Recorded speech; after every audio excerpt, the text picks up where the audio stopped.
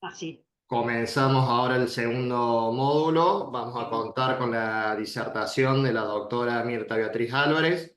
La presentación ya la doctora nos ha, diríamos, acompañado en unas clases anteriores en este curso de posgrado, así que no hace falta en cuanto a presentación de currículum, porque todo el mundo ya la conocemos en cuanto a su trayectoria profesional y académica. Hoy la doctora Mirta Beatriz Álvarez va a disertar sobre dos temas puntuales. En un primer lugar, va a disertar sobre algunos pactos accesorios del contrato de compraventa y en segundo lugar, sobre las reglas de interpretación de las cláusulas contractuales. Doctora Mirta Álvarez, le cedo el uso de la palabra. Muchas Bueno, gracias. ¿me escuchan bien, no? ¿Me escuchan bien? Bueno, primero de Perfecto. todo, agradecer nuevamente la invitación. Para mí es un gusto y ver a todas las caras amigas y a los nombres allí presentes y además un sábado estar tratando temas de derecho romano que a todos nos apasionan. Así que bueno, muy contenta de estar nuevamente aquí. Y esta vez, bueno, fue una invitación de Cristina. Yo mandé un artículo que se va a publicar en la próxima revista del instituto y Cristina lo leyó y me dijo, ay, es un tema que está relacionado justamente con la temática del posgrado, me gustaría que lo dieras y bueno, y ahí dije, bueno, vamos otra vez, si la gente no se molesta, seguimos. Y bueno, cuando lo estuve mirando, les voy a contar un poco cómo voy a armar la clase, van a ser dos partes. Primero voy a hacer una introducción.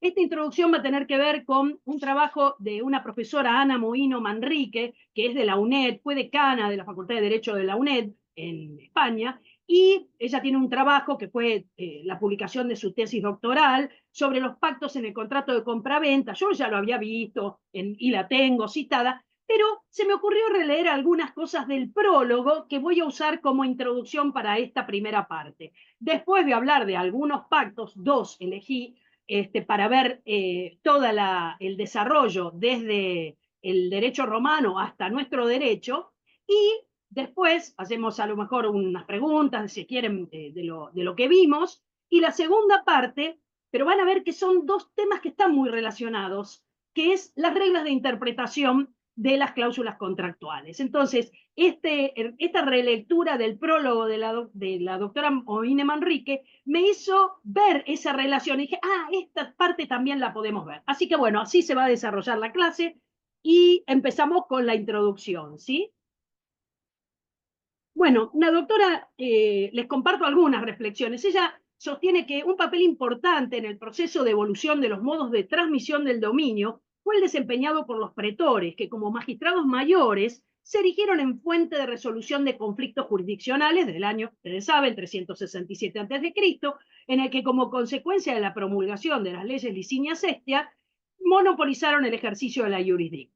Y este notable influjo en el desarrollo de las instituciones del comercio se vio incrementado como consecuencia de la configuración de la pretura peregrina en el año 242 a.C., de importancia fundamental en las relaciones comerciales de Roma con otros pueblos. ¿Se acuerdan que cuando vimos en la clase de los contratos, justamente una de los hitos para marcar el nacimiento de los contratos consensuales fue justamente el funcionamiento de la pretura peregrina, que fue la que permitió el tráfico y circulación y la regulación de alguna manera en el tráfico y circulación de bienes con otros pueblos, y así surgieron los contratos consensuales.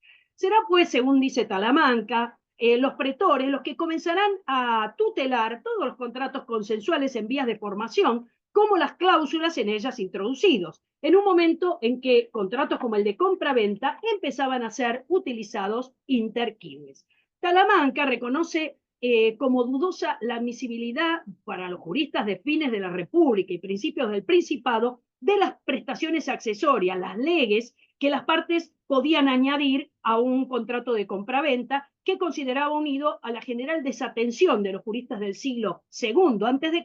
respecto a los problemas del tráfico y del comercio. Sabemos que todo arranca después. Entonces, Talamanca sostiene que su validez será admitida sin problemas con carácter general en el periodo alto y tardo clásico.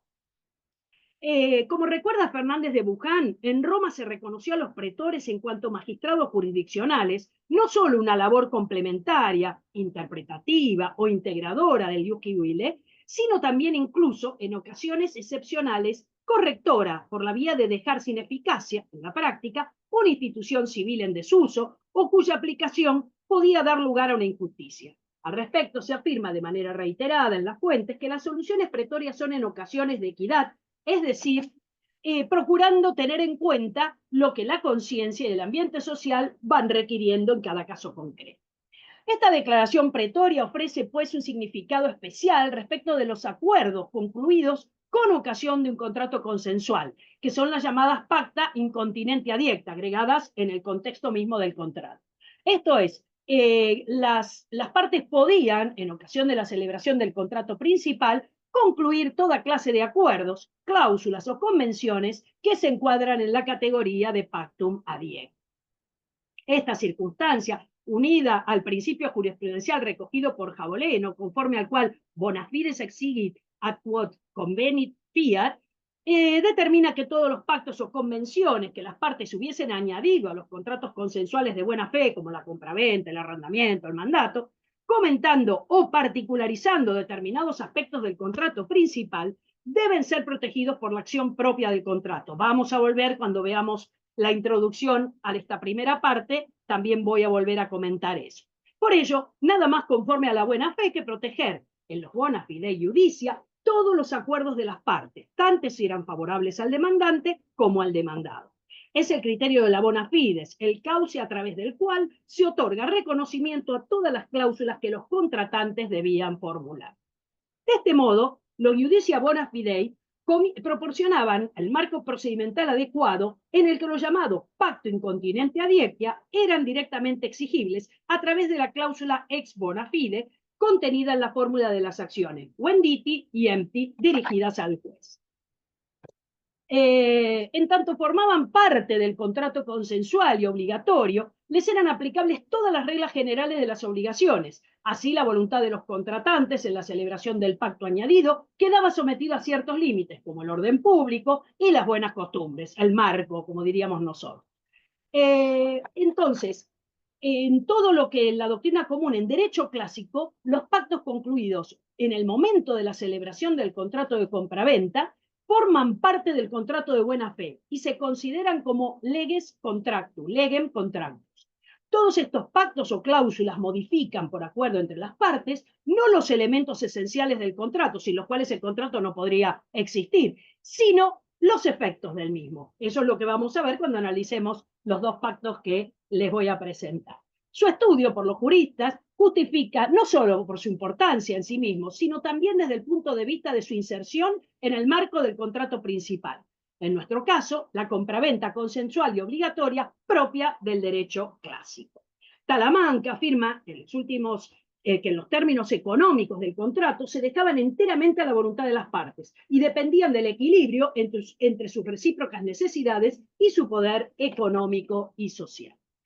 Asimismo, la preeminencia de la posición contractual del vendedor, sobre esto también vamos a volver, se demostraría en la propia determinación de los pactos añadidos, que se los conoce también como leges venditiones, en su sentido formal.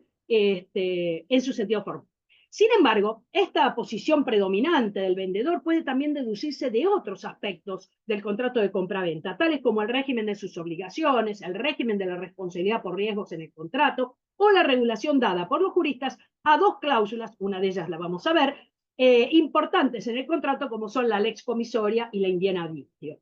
No obstante, en la determinación de las leges venditiones, su relevancia no es absoluta.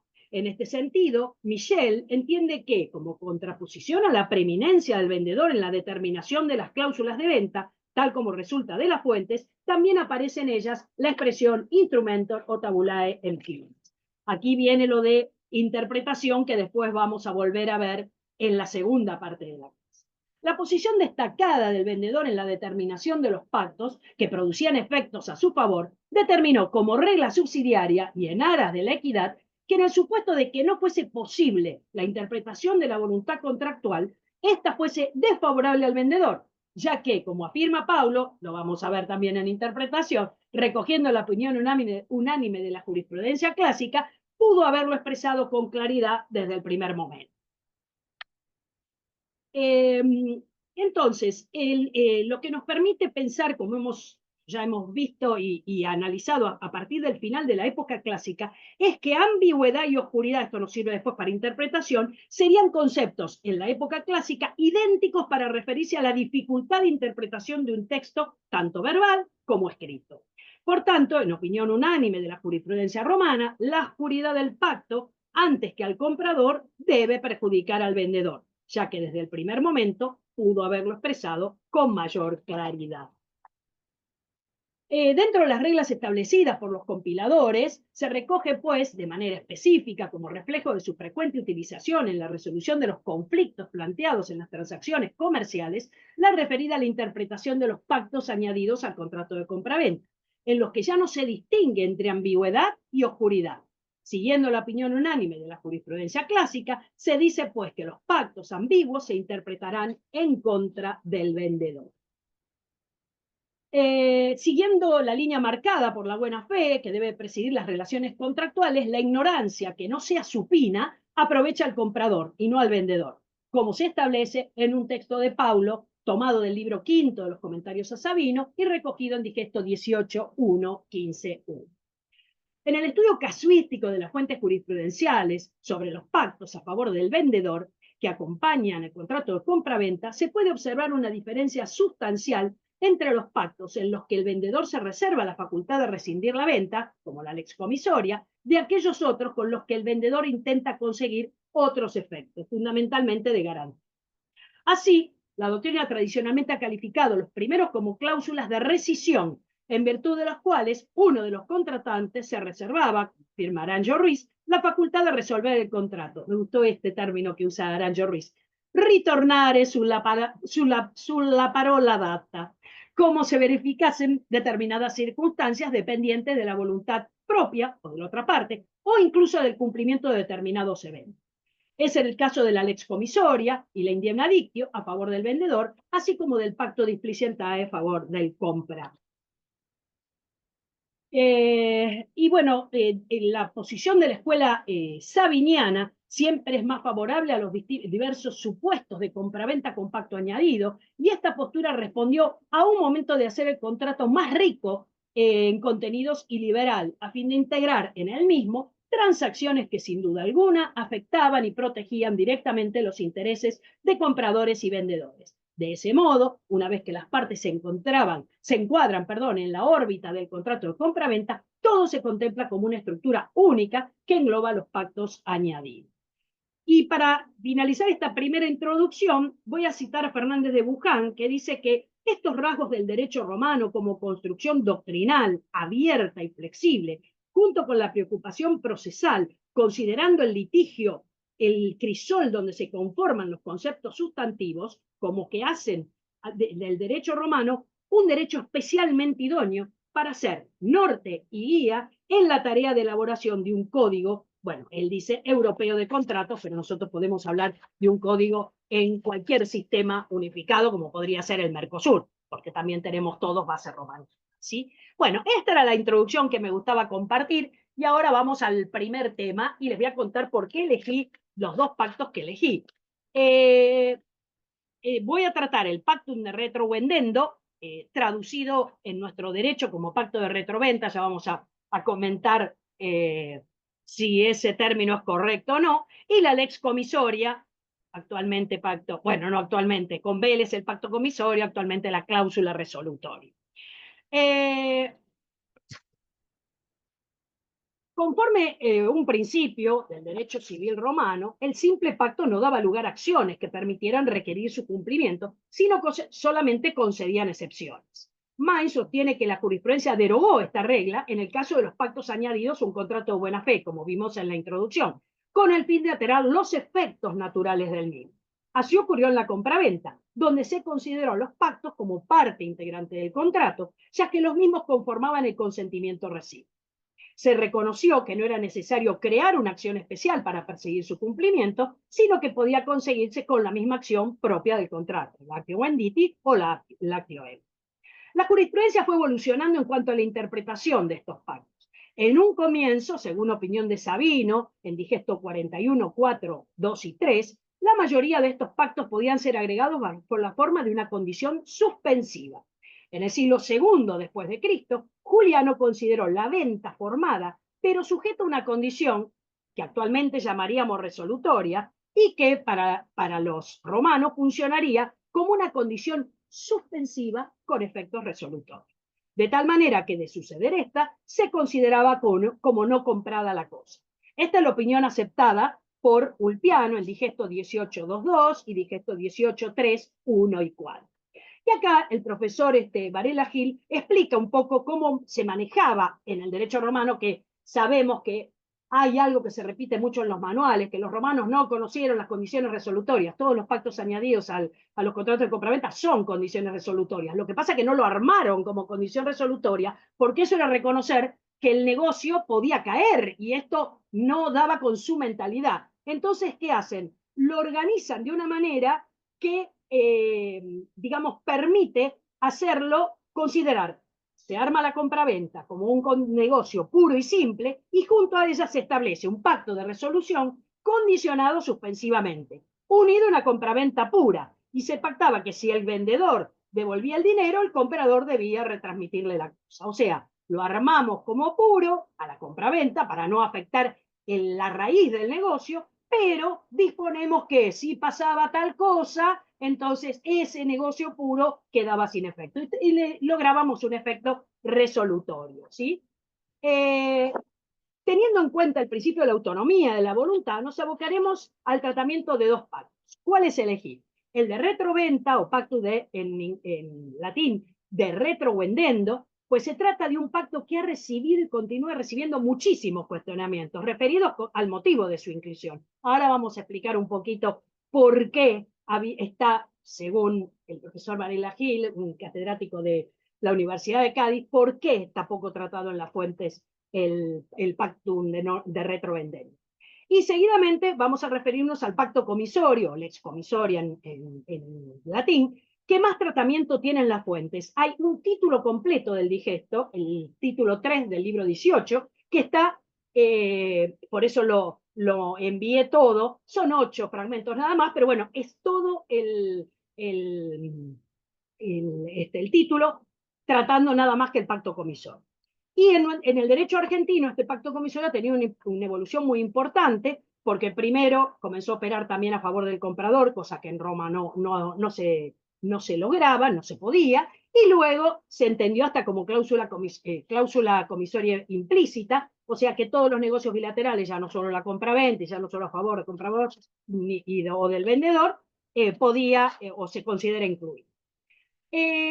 ¿Por qué el pacto de retrovendenda tiene poco tratamiento en las fuentes? Bueno, aparentemente, bueno, algunos dicen que, y lo voy a comentar después, que la palabra correcta en nuestro derecho, Vélez siguió con pacto de retroventa, sería el retrato convencional. Pero bueno, este pacto encubre, en muchos casos, cuestiones de temas de garantía, ¿sí? Vendemos, en realidad le estamos prestando dinero y entonces aquel que recibe el dinero puede, si consigue el dinero más los intereses por ese préstamo, volver a comprar o volver a adquirir ese bien que vendió simplemente porque está acuciado por las deudas.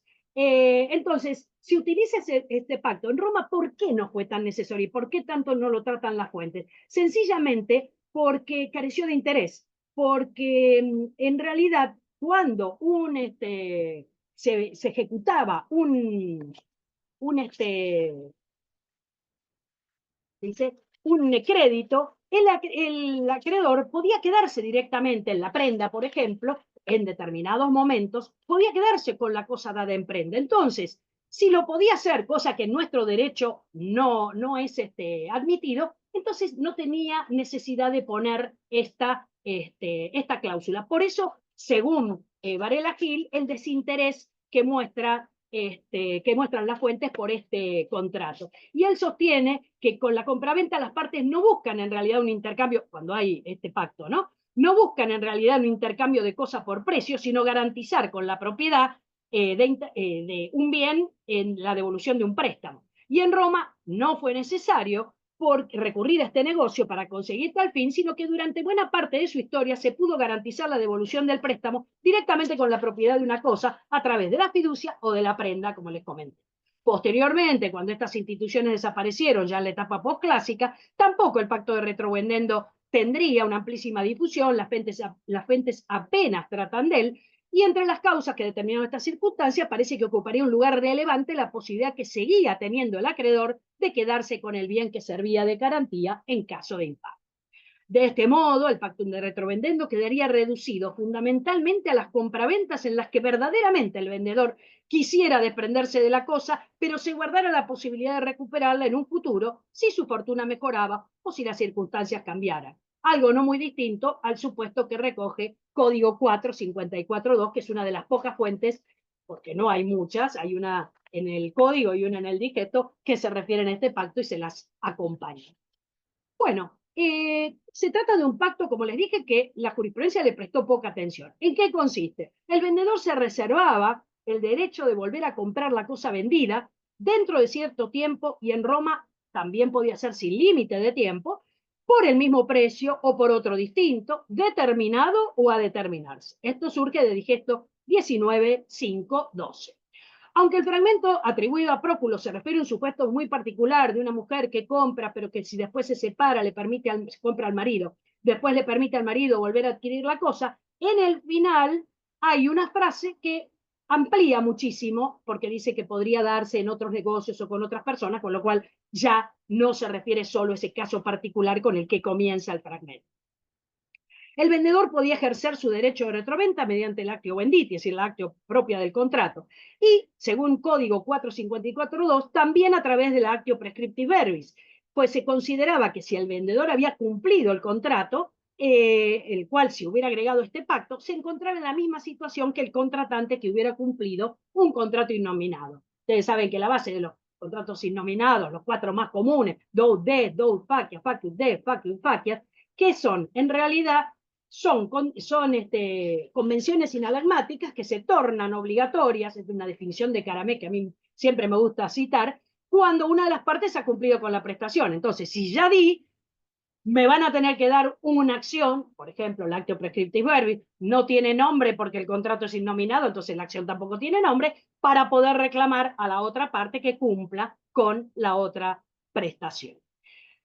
Normalmente en el contrato se indicaba el plazo dentro del cual debía o el vendedor podía ejercer este derecho, pero también era perfectamente posible en Roma que no se hubiera fijado plazo y en ese caso pudiera ejercerlo en cualquier momento.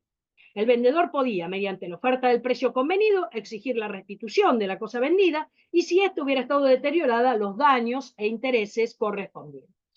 Si el comprador hubiera transmitido la cosa a un tercero, el vendedor solo podía exigir el resarcimiento de daños e intereses, ya que no podía entablar la acción reivindicatoria contra el tercero, pues el pacto justamente para el tercero era res inter alios acti.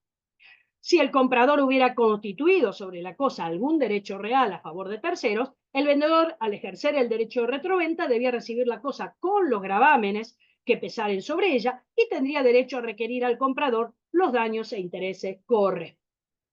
La utilidad de este pacto podía encontrarse en el caso de que el vendedor se hubiera visto obligado a vender la cosa, presionado por sus necesidades económicas, como vimos antes, y de esta manera conservaba la esperanza de que sus negocios prosperaban, tenía la posibilidad de recuperar la cosa vendida.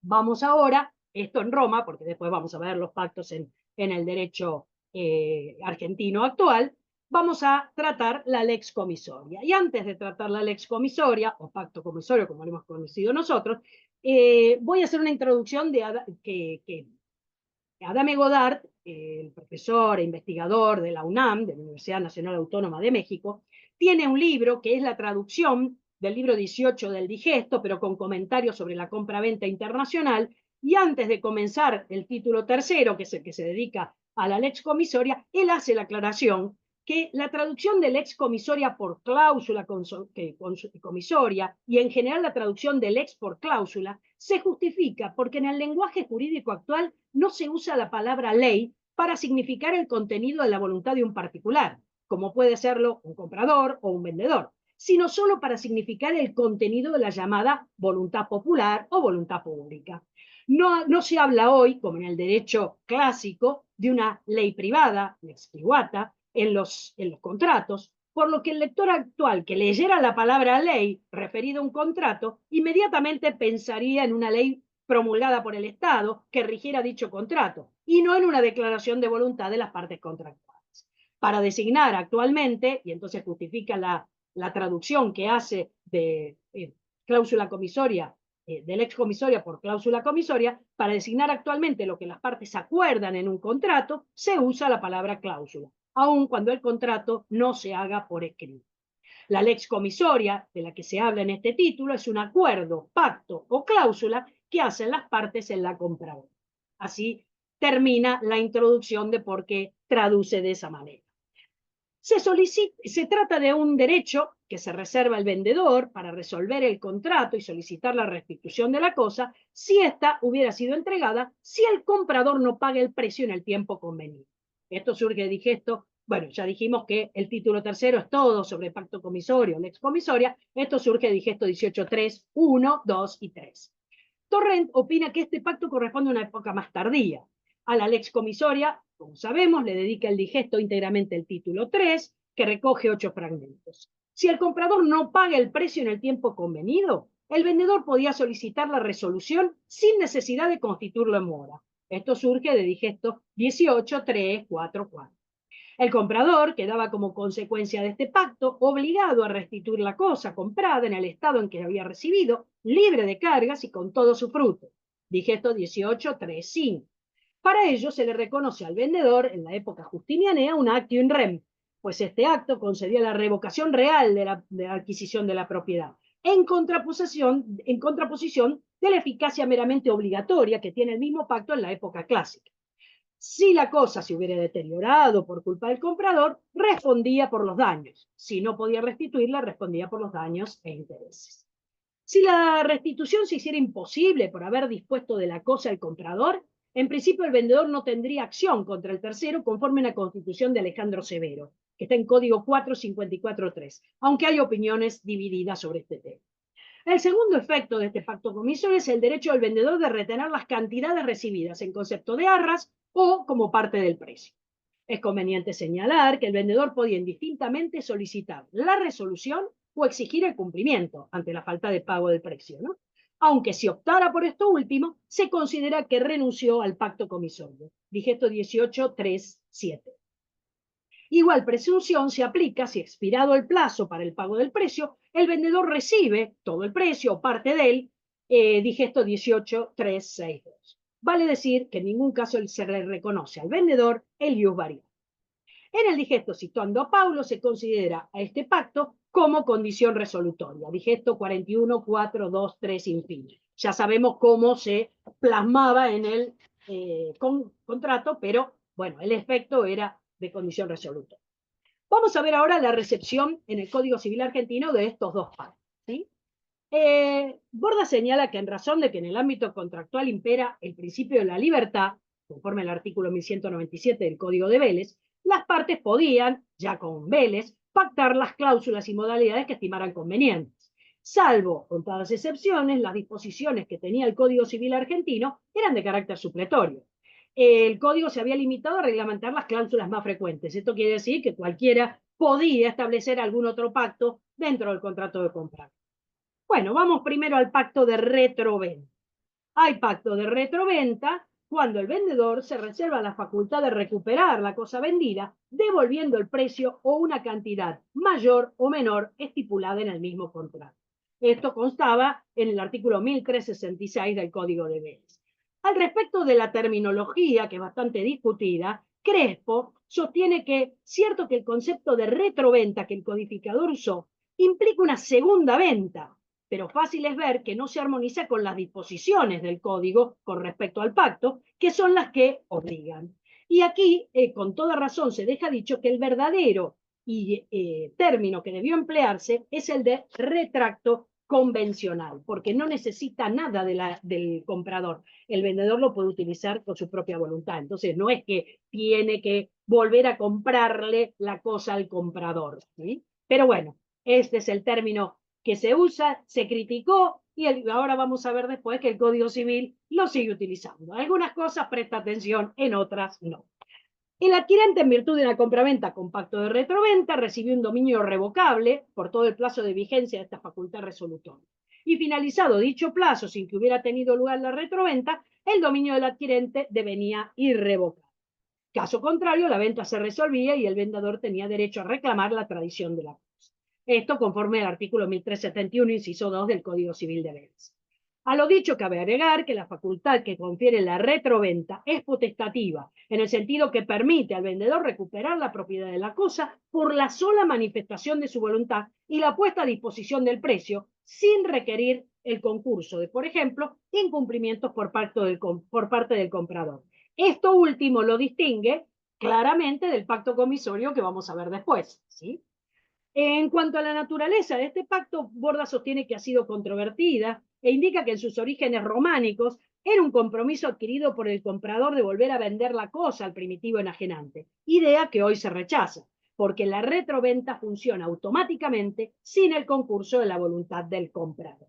En la realidad económica, estos pactos, sostiene Borda, encubren siempre o casi siempre un préstamo de dinero.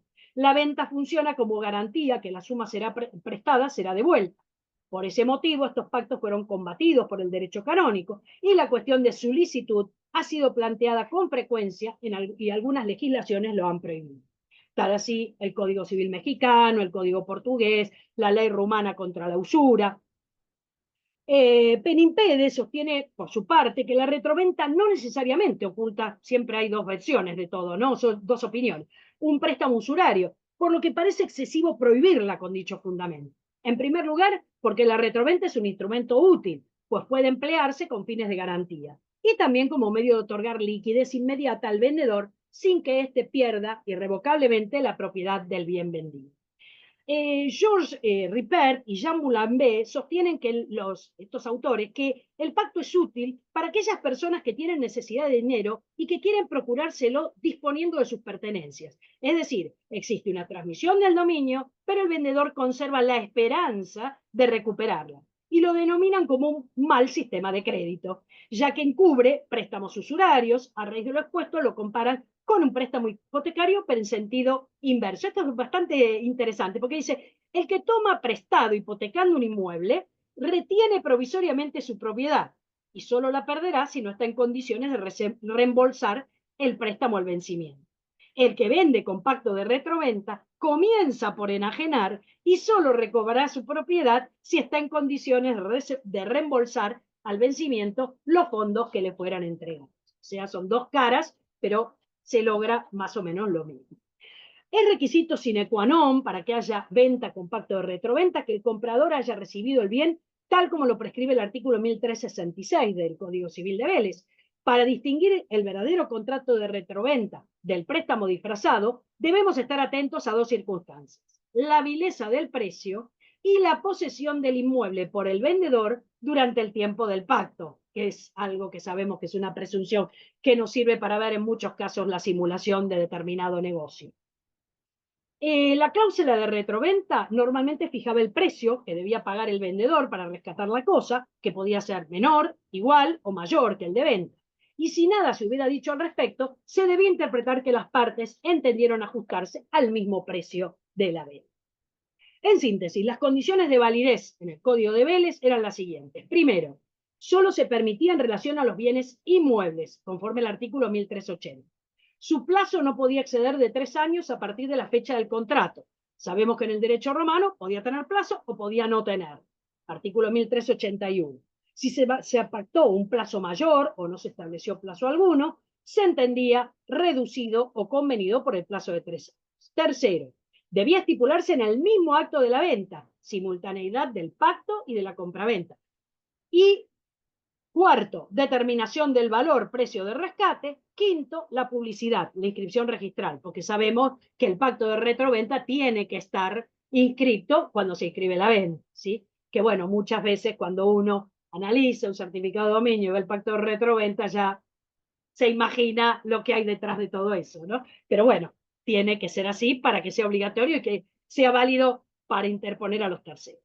En cuanto a los efectos del ejercicio de rescate, el principio general era que provocaba la resolución retroactiva de la venta. El rescatante debía restituir el precio con lo que más o menos se hubiera pactado, artículo 1366, debía reembolsar las sumas que hubiera gastado el comprador en la entrega de la cosa vendida, como también las mejoras necesarias o útiles que el comprador hubiera hecho en la cosa. No así las voluntarias, conforme al artículo 1384. En el caso de las voluntarias o suntuarias, el comprador podía retirarlas si ello no causaba daños a la cosa vendida, como pasa normalmente cuando se está en presencia de reformas, mejoras suntuarias. Por su parte, el comprador debía devolver la cosa con todos sus accesorios y respondía por la pérdida de la cosa y por el deterioro causado por su culpa. La retroventa concluía cuando vencía el plazo fijado con el máximo de 3 años, o el vendedor renunciaba expresamente a ejercer su potestad de retroventa, o la cosa se perdía por caso fortuito o fuerza mayor. Vamos a ver ahora cómo regulaba el Código Civil el pacto comisorio, que acá vamos a tener dos etapas: el pacto comisorio en el Código Civil en su redacción original y el pacto comisorio con la reforma introducida por la ley 17711 al artículo 1204, que no modifica la parte especial, pero que de alguna manera modifica y amplía el pacto comisorio. Desde Bueres ensayó una definición muy amplia que describe adecuadamente el funcionamiento de este instituto y su naturaleza jurídica. Él sostiene: el pacto comisorio es el derecho subjetivo opcional emanado de la ley o del contrato que permite a la parte que no ha incumplido solicitar el cumplimiento del deber jurídico calificado insatisfecho, ya sea in natura o por equivalente, o bien obtener la resolución del contrato judicial o extrajudicialmente ante el incumplimiento subjetiva o objetivamente adjudicable a la contraparte. Una definición bastante larga y bastante completa. El artículo 1375 del Código de Vélez contemplaba el pacto comisorio a favor del vendedor únicamente, tal como lo hacía el derecho romano, aunque Vélez, en su nota, no cita el derecho romano, sino a la partida quinta, título quinto, ley 38, y se establecían los supuestos en que prosperaba. Pero si bien Vélez no contempló el pacto comisorio a favor del comprador, en el capítulo correspondiente a las cláusulas especiales que pueden agregarse al contrato de compra-venta, en el capítulo 5, al referirse a las obligaciones del vendedor, en el artículo 1412, establecía tácitamente el pacto comisorio a favor del comprador, quien puede pedir la resolución de la venta o la entrega de la cosa si el vendedor no entregaba la cosa al tiempo fijado en el contrato. Vélez citaba en la nota como fuente también a la partida quinta. ¿Qué pasa con el pacto comisorio a partir de la reforma de la ley 17711 al artículo 1204? La reforma parcial, amplia pero parcial, del Código Civil argentino por la ley 17711 no modificó ninguno de los artículos de la parte especial del capítulo 4 de las cláusulas especiales que pueden ser agregadas al contrato de compraventa, las que venimos refiriendo. La nueva redacción del artículo 1204 estableció el pacto comisorio tácito para todos los contratos con prestaciones recíprocas, además de modificar la regulación del pacto comisorio expreso.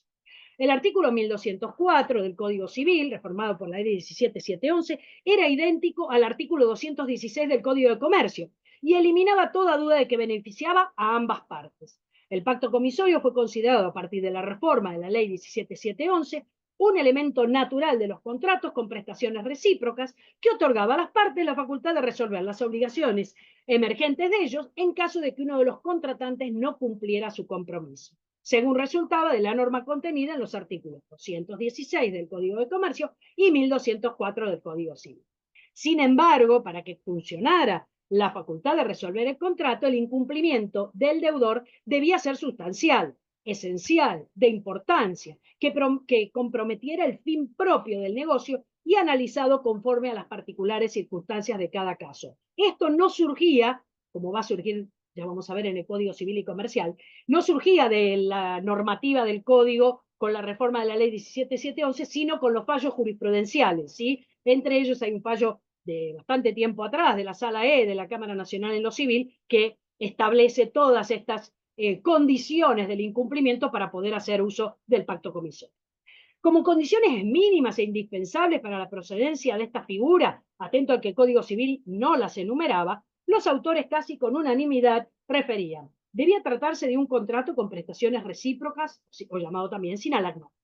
Debía haber incumplimiento de una de las partes contratantes suficiente para frustrar el propósito práctico del contrato, o dicho de otro modo, que afectara su economía o el fin último que llevaron a las partes a celebrar. El incumplimiento debía ser trascendente o significativo, en el sentido que debía recaer sobre una obligación principal o en su defecto accesoria, siempre y cuando ésta repercutiera sobre el buen desenlace de una principal. El remedio era invocable por la parte que había cumplido o ofrecía cumplir la prestación a su cargo. En el pacto comisorio tácito se requería la intimación al cumplimiento y el transcurso del plazo que la ley fijaba, de mínimo de 15 días, para luego poder hacer valer la resolución con intervención judicial. Tratándose de una cláusula resolutoria expresa, bastaba ante la mora del deudor una simple comunicación fehaciente de la voluntad resolutoria del acreedor para que la figura surtiera todos sus efectos de pleno derecho. En cuanto a qué modificó de la parte especial el artículo 1204 después de la reforma de la ley 17711, hay un inciso del artículo, había un inciso, el tercero del artículo 1375, que establecía que el vendedor podía a su arbitrio demandar la resolución del contrato o exigir el pago del precio, pero si prefería esto último, no podía en adelante demandar la resolución. Esta disposición había quedado en los hechos derogada porque el último párrafo de la ley del artículo 1204, incorporado por la ley 17711, adoptaba la solución contraria. Decía: la parte que haya cumplido podrá optar entre exigir a la incumplidora la ejecución de sus obligaciones con daños y perjuicios. La resolución podrá pedirse aunque se hubiese demandado el cumplimiento, pero no podrá solicitarse el cumplimiento cuando se hubiese demandado la resolución. O sea, el ius variante está prohibido, pero a la inversa que lo que decía el Código de Bienes. Vamos a ver qué modificaciones trae ahora el Código Civil y Comercial de la Nación en estos dos pactos. Vamos a empezar por el pacto de retroventa. Nuevamente, en este caso utilizamos el término retroventa, a pesar de que la doctrina decía que no era un término correcto y que debía ser retracto convencional. Pero aquí seguimos con esta tradición. El pacto de retroventa se encuentra tratado en el libro tercero de los derechos personales, título cuarto de los contratos en particular, sección séptima, sobre algunas cláusulas que pueden ser agregadas al contrato de compra-venta. Y el artículo 1163 lo define de la siguiente manera: es aquel por el cual el vendedor se reserva el derecho de recuperar la cosa vendida y entregada al comprador contra restitución del precio, con el exceso o disminución convenidos. El contrato sujeto a este pacto se rige por las reglas de la compra-venta sometida a condición resolutoria. Como sostiene Borda, parece claro que para que haya venta con pacto de retroventa es necesario que se haya hecho traición de la cosa, porque la norma hace referencia al derecho de recuperar la cosa vendida y entregada al comprador. La norma transcripta además dispone que el contrato sujeto a este pacto se rige por las reglas de la compraventa sometida a condición resolutoria, lo cual es regulado en el artículo 1169. Y es conveniente señalar que esta precisión no estaba en el Código de Vélez. Ahora está clarísimo que se concibe como una condición resolutoria. Las condiciones de validez del pacto de retroventa son dos: un plazo máximo, que se fija en el artículo 1167, y que sea pactado en el mismo contrato de compraventa. Esto último surge de la ubicación de la norma comentada, que se encuentra en la sección referida como algunas cláusulas que pueden agregarse al contrato de compraventa. Si no se hubiera pactado en el mismo contrato, se estaría en presencia de un nuevo contrato y entonces no tendría efectos con respecto a terceros. Es oportuno señalar, por lo que se establece en el artículo 1166 del Código Civil, se introduce un cambio importante en lo que respecta al objeto de los contratos que puede incluir un pacto de retroventa. El Código Civil admitía exclusivamente que los contratos que tuvieran por objeto bienes inmuebles incluyeran este pacto, porque el artículo 1380 del Código Velezano disponía que las cosas muebles no podían venderse con pacto de retroventa. La reforma avanzada un paso más no solamente admite la posibilidad de incluir el pacto de retroventa en la compraventa de cosas muebles registrables, sino también cuando lo que se venden son cosas muebles no registrables. El texto del artículo 1167 establece que la validez de los pactos de retroventa, bueno, junto con el de reventa y el de preferencia, no pueden exceder el plazo de 5 años si se trata de enajenación de bienes inmuebles, y de 2 años si lo que se enajena son cosas muebles. El plazo comienza a correr desde la fecha de la celebración del contrato, es perentorio e improrrogable. Y si las partes hubiesen acordado un plazo superior, deberá reducírselo imperativamente al plazo legal. En segundo lugar, el plazo legal es de orden público, por lo cual, si no hubiera fijado plazo, debe entenderse que las partes se han referido al plazo legal. En tercer lugar, que el vencimiento del plazo se opera ipso iure, sin necesidad de constitución en mora, pues como lo dice la norma, es perentorio. En materia de mejoras, acá tenemos un problema, tenemos varios problemas, pero uno de los problemas son la designación, otro problema es la regulación. En materia de mejoras, el Código Civil y Comercial, utilizando nueva terminología, diferencia entre mejoras naturales y artificiales. Establece que la mejora natural autoriza al deudor a exigir un mayor valor, artículo 752. Con respecto a la mejora artificial, bueno, las subdivide en las mejoras que se denominan usualmente necesarias, útiles o suntuarias. Y entonces dice que en el caso de las necesarias, el deudor está obligado a realizarlas, pero no se permite reclamar su valor. El mismo artículo 753 establece que el deudor no tiene derecho a reclamar indemnización por las mejoras útiles ni por las de mero lujo, recreo, suntuarias, pero se lo faculta retirarlas si no deterioran la cosa. Convenidos los pactos de retroventa, en el de reventa, el comprador es el deudor de la obligación de devolver la cosa y por lo tanto con las facultades expuestas precedentemente. Sin embargo, es importante señalar que a la par de los artículos 752 y 753, el artículo 1938 del Código Civil y Comercial, ubicado en el libro cuarto de los derechos reales, título 2, posesión y tenencia, capítulo 3 denominado efectos de las relaciones de poder, da una solución diferente, pues prevé, como regla, que se puede reclamar el costo de las mejoras necesarias, excepto las que se hayan originado por su culpa si es de mala fe, y el pago de las mejoras útiles, pero solo hasta el mayor valor adquirido por la cosa. Se trata de respuestas diferentes a los mismos interrogantes, lo que resulta por demás llamativo. También resulta llamativo la opinión de Borda, porque él se da cuenta de esta contradicción y afirma que esta diversidad puede resultar conveniente para resolver con criterios de justicia los problemas suscitados por dos pactos, el de retroventa y el de reventa. El jurista sostiene que no pueden ser tratados de igual manera porque la situación fáctica es diversa, toda vez que el comprador en el pacto de reventa es quien toma la iniciativa de deshacer el contrato. En cambio, en el pacto de retroventa es el vendedor el que actúa. Y esta diferencia tiene que tener incidencia en el régimen de las mejoras. Por ello, y por una razón de justicia, se inclina a dar prevalencia al artículo 1938 si se trata del pacto de retroventa y al artículo 753 si se trata de un pacto de reventa. No nos parece conveniente que el mismo código se utilice terminología diferente para designar a las mismas mejoras y asimismo las diversas soluciones propiciadas en dos de los libros del código respecto de las mejoras revela una falta de unidad de criterio en el cuerpo legal, fruto del trabajo, como sabemos, legislativo de comisiones y subcomisiones que no siempre contaron con la debida coordinación. Pacto comisorio en el Código Civil y Comercial de la Nación. Y aquí ya empezamos también con la terminología. Seguimos cambiando nombres en el Código Civil y Comercial. En el libro tercero de los derechos personales, título segundo, los contratos en general, capítulo 13, extinción, modificación y adecuación del contrato, en el artículo 1086 se regula la cláusula resolutoria expresa, de la siguiente manera. Las partes pueden pactar expresamente que la resolución se produzca en caso de incumplimientos genéricos o específicos debidamente identificados. En este supuesto, la resolución surte efectos a partir que la parte interesada comunica al incumplidor en forma fehaciente su voluntad de resolver. A continuación, en el artículo 1087 se determina que en los contratos bilaterales la cláusula resolutoria es implícita y que quedará sujeta a lo que disponen los artículos 1088 y 1089, los cuales agregan que el incumplimiento deberá ser esencial. Aquí sí está, como no estaba en el Código de Vélez y lo sostenía la jurisprudencia y la doctrina, aquí está en el Código que el incumplimiento debe ser esencial para poder ejercer la cláusula resolutoria. ¿Cuándo se considera que es esencial? Lo dice el mismo código. El incumplimiento estricto de la prestación es fundamental dentro del contexto del contrato. Cuando el cumplimiento tempestivo de la prestación es condición del mantenimiento del interés del acreedor.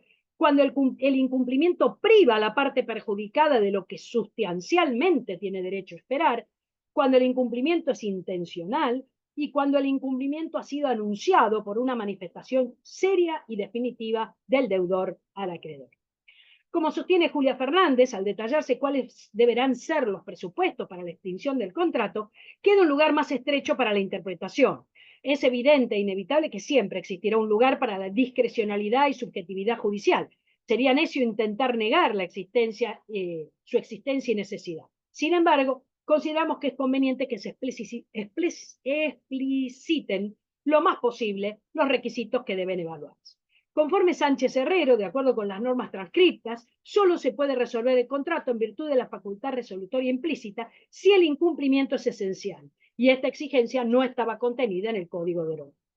Con respecto al pacto comisorio, el mismo se contempla para todos los contratos bilaterales y en las dos modalidades, expreso o implícito, tal como lo dispuso la reforma de la Ley 17711 en la redacción del artículo 1204 del Código Civil, aunque, como ya le dije, la terminología utilizada es diferente y se ha eliminado el término pacto comisorio y se lo ha reemplazado por cláusula resolutoria expresa e implícita. Asimismo, encontramos una diferencia en la redacción de las normas. El artículo 1204 del Código Civil, cuando se refería al pacto comisorio tácito, establecía que el acreedor podía requerir al incumplidor el cumplimiento en un plazo no inferior a 15 días. En cambio, el artículo 1088 del actual Código Civil y Comercial, que menciona los presupuestos de la resolución por cláusula resolutoria implícita, en el inciso C establece que el acreedor emplace al deudor, bajo apercibimiento expreso de la resolución total o parcial del contrato, a que cumpla en un plazo no menor de 15 días. Vale decir que en el Código Civil y Comercial el emplazamiento es uno de los presupuestos para que proceda la cláusula resolutoria implícita, y no ya una facultad del acreedor como resultaba del Código BLC. A modo de conclusiones de todo esto, sin perjuicio de la libertad de las partes para introducir las cláusulas que considere convenientes, en el contrato de compra-venta, en el derecho romano, específicamente en la compilación justinianea, aparecen reguladas muchas más cláusulas a favor del vendedor que a favor del comprador. Esta misma situación se advertía al examinar el libro tercero, sección tercera, título tercero, capítulo 4 del Código Civil argentino, denominado de las cláusulas especiales que pueden ser agregadas al contrato de compra y venta. De indudable fuente romanista, aunque el derecho romano casi no está citado directamente en las notas respectivas, aunque sí lo está indirectamente, porque a través de las partidas, específicamente de la partida 15. Podemos afirmar la gran influencia romanista del Código de Vélez en este tema, atenuado en algún caso por la reforma de la Ley 17711, y la mayor protección que se le concede actualmente al comprador, como ocurre también en la interpretación del contrato, como vamos a ver en la otra parte, por considerárselo la parte más débil del contrato de compra-venta. La reforma parcial de la Ley 17711, si bien no modificó el capítulo cuarto precedentemente mencionado, con la reforma al artículo 1204 amplió la aplicación del pacto comisorio al contrato de compraventa y, conforme la mayoría de la doctrina, derogó de hecho algunas disposiciones de la parte especial del Código, con lo que se aumentó la defensa de la parte compradora. Ni el pacto de retroventa ni el pacto comisorio expreso se aplicaban a la venta de cosas muebles en el Código Civil argentino, conforme respectivamente el artículo 1380 y 1374. La reforma parcial del Código Civil argentino por la Ley 17711 amplió el ámbito de aplicación del pacto comisorio a todos los contratos con prestaciones bilaterales, concibiendo inclusive no solamente el pacto comisorio expreso, sino también el implícito. El Código Civil y Comercial de la Nación receptó ambos pactos añadidos con las siguientes aclaraciones. Con respecto al pacto de retroventa, largamente criticado por la doctrina y jurisprudencia argentina, no solamente se ha mantenido, sino que se lo ha ampliado, al permitir incorporarlo a la compraventa tanto de cosas inmuebles como de cosas muebles, antes prohibido, sean estas registrables o no. Con respecto a los plazos para hacerla valer, se han ampliado para los inmuebles de 3 a 5 años y para los muebles, que ahora se le permite incorporar el pacto, se le ha dado un plazo de 2 años. Con respecto al pacto comisorio, si bien se ha modificado la denominación y el término pacto comisorio, que tiene su origen en la ley comisoria romana, ha desaparecido de su texto, es admitido con la denominación de cláusula resolutoria expresa y cláusula resolutoria implícita para todos los contratos bilaterales con prestaciones recíprocas. Y se han incorporado precisiones en cuanto a la gravedad que debe tener el incumplimiento para facultar el uso de la cláusula resolutoria, a fin de que el ejercicio de esta cláusula no configure un abuso de la compra. Bueno, con esto terminó la primera parte de la clase, así que estoy abierta a las preguntas, comentarios, lo que tengan sobre este tema, para después ir a la segunda parte, que es la interpretación, ¿sí? Así que bueno, soy todo oídos. Patricia ya levantó la mano, muy Sí, bien. veo que Patricia ha levantado la mano. Siempre Patricia primero, muy bien. Sí, muy atenta la Patri, muy atenta. A lo mejor, Está atenta, sí, sí. a lo mejor me funciona mejor la máquina, por eso enseguida salta la... No. Bueno, Mirta, primero felicitarte siempre la claridad y la exposición excelente. Ahora, em, quiero tu opinión respecto al cambio de denominación, sí. Sí. Sobre todo porque para mí siempre, o no sé, vos qué opinás, era un contrasentido desde un punto de vista romanístico, Sí. pacto comisorio tácito, cuando en realidad surge de una cláusula legal. O sea, entonces, ¿dónde está el pacto? Primero, o sea, como para nosotros, y después, hoy tampoco se ha mejorado. No. Porque las cláusulas implícitas, y lo hablo ya desde el punto de vista del derecho público inclusive, están prohibidas. Entonces, ¿por qué no hablamos de facultad resolutoria cuando es lo tácito, entre comillas, ¿bien? Y listo, porque si empezamos a hablar de cláusulas implícitas, hay un riesgo, ¿sí? Hay un riesgo de la mano de la interpretación.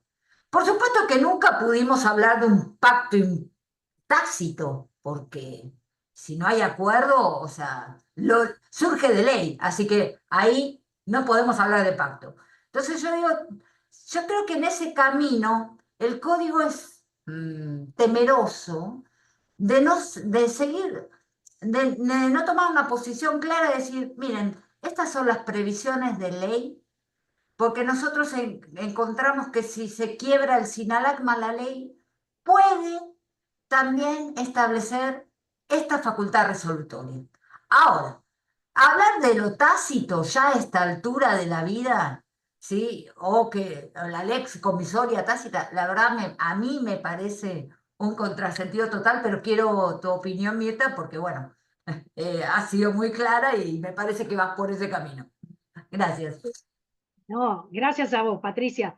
En realidad, sí, el término no era muy feliz, ¿sí? El término de pacto comisorio tácito, pero bueno, tampoco la doctrina se manifestaba en contra de esa terminología. Sí, yo estoy de acuerdo con lo que dice Adame, en que pacto también puede ser algo que no esté escrito, ¿sí? No lo tenemos que decir solo de lo que está en un contrato, ¿sí? Puede ser un contrato que se haga verbal y que no quede ninguna prueba y lo llamamos también pacto, ¿sí? O sea, el término sí, el tácito es lo que no me gusta, ¿sí? Porque, a ver, no es que las partes tácitamente acordaron, las partes no acordaron, es la ley la que dice, bueno, si uno no cumple, el otro puede exigir dejar sin efecto y dejar sin efecto el contrato o requerir el cumplimiento, ¿no? Uno u otro según la posibilidad en cada uno de los casos. Pero yo estoy de acuerdo también en que la palabra tácito no me gusta tanto, ¿sí? Pero la palabra pacto yo la pondría para todo, ¿sí? Esto de cláusula en vez de pacto, bueno, cambiar eso, ¿viste? Y cambiar la palabra comisorio, porque comisorio sí me parece que es una palabra que debió haber quedado en vez de cláusula resolutoria. También está ubicado en otro lado, porque no está ubicado con los pactos, sino que está ubicado con la resolución, porque bueno, si se llama cláusula resolutoria, va a estar en donde se tratan todos los tipos de resolución, ¿no? Pero bueno, a ver, a veces es bueno cambiar las palabras, ¿sí? En otras es buscar el modernismo, como esto de las mejoras artificiales, y bueno, y nos enganchamos con eso, entonces le damos un régimen, pero en el otro lado seguimos hablando de la otra manera y le damos otra regulación, ¿viste?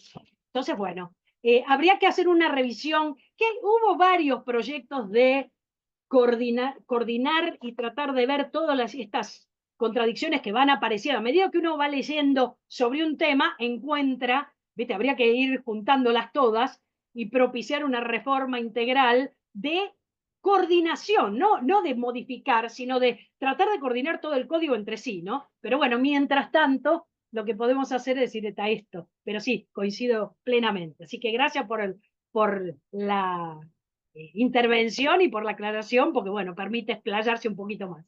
Muchas gracias, Mirta. Bien, bien, perfecto. ¿Alguien más que quiera hacer alguna pregunta o acotación? Cualquier tipo de consulta.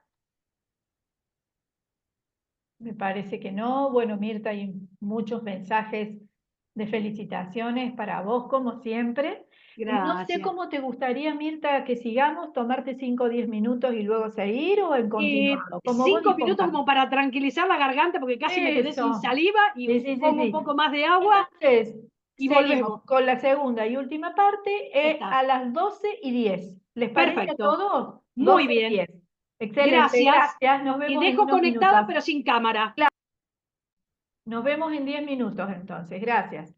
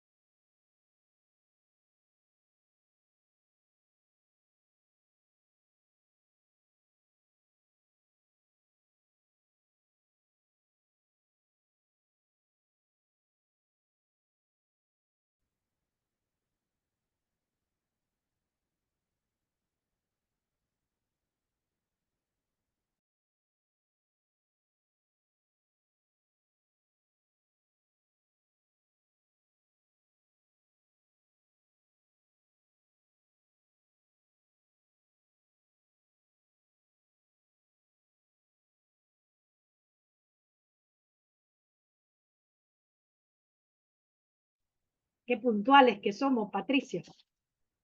Bueno, me hice un café, Yo con también. café Acá con está. leche y bueno, a seguir. Aunque no me lo creas, Mirta, de 1 a 2 tengo que dar una clase. Oh, pero ¿cómo te sentís después del estudio? ¿Fue muy invasivo o...? No es invasivo, es Ah, que como son 14 horas de ayuno ah, y después te dan un líquido asqueroso, y la verdad que me mareé porque tenés que ir a soplar fuerte, ¿viste? claro, Y soplé en 8 oportunidades, o sea, cada 20 minutos te hacen soplar, sí. porque lo que miden es hidrógeno y nitrógeno adentro de todo tu sistema digestivo, que parece que sale por el aire. Mira vos, sí, yo no sabía eso, Mm. porque sí sé cuando hay problemas pulmonares, viste, para la capacidad que también tenés que soplar y todo, pero no sabía esto, que también lo que tenés en el sistema digestivo surge a través de la respiración. Pero viste que, por ejemplo, cuando uno infla globos, se pone a inflar uno, otro, termina mareado también, porque este cambio, y bueno, me imagino soplando todo eso, terror. Sí, no, y además que, bueno, no podías, no te podías ni una gota de agua, porque es un ayuno sin líquido, o sea, sin agua. Claro, No lavarte los dientes, no nada. cremas, no ir, ponerte maquillaje, Mirta. No lavarte las manos con jabón. O sea, nada, durante 14 horas previas, como para no contaminar el resultado. Y bueno, veremos, porque así se mide el sobrecrecimiento bacteriano en el sistema digestivo. Pues esperemos que dé todo bien. Ya me Bueno, contarás. bueno. ¿Tarda mucho? ¿Tarda mucho en hacer? 72 horas me dijeron. Ah, no tanto. No, No, no, pensé que era mucho más. pero había cualquier cantidad de gente haciéndolo. Y es que, a ver, Patricia, yo creo que el estrés a cada uno le pega de diferente manera, ¿viste? Algunos el sistema digestivo, otros el intestino, otros el corazón, ¿viste? Vivimos a lo loco y cada uno, y entonces, bueno, son muchos los que tienen que consultar, ¿viste? Porque pasa eso. Ujú. Así que bueno, tranqui, om, Gracias. y esperemos que dé todo bien. Sí. Y después tengo el bautismo de Hilario. ¿El qué? Hilario, que es el primer nieto de mi hermana. Ah, muy bien, Hilario. No, pensé que te tenían que hacer otro estudio médico, dije Hilario. Qué nombre raro en el estudio. Claro, viste, pero bueno, todo es posible. Sí, sí. Escúchame, ¿ya nació o va a nacer? No, nació, Ah, nació ya nació. Bueno, ¿de este, qué hermana? de Gabriela, la mayor, Ah, no la conozco. la A ella médica. no la conozco. Sí.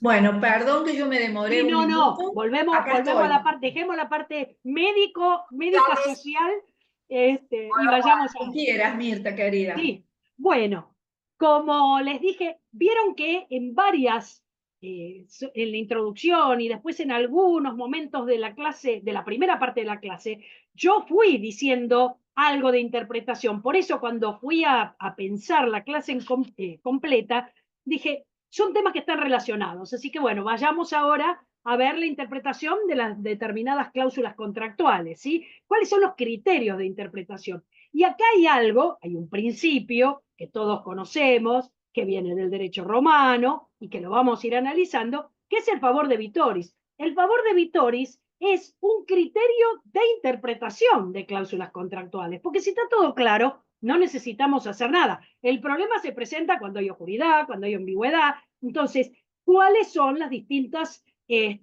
criterios de interpretación? Primero que estaban en las fuentes y después cómo va esto en el Código de Vélez y cómo va en el Código Civil y Comercial.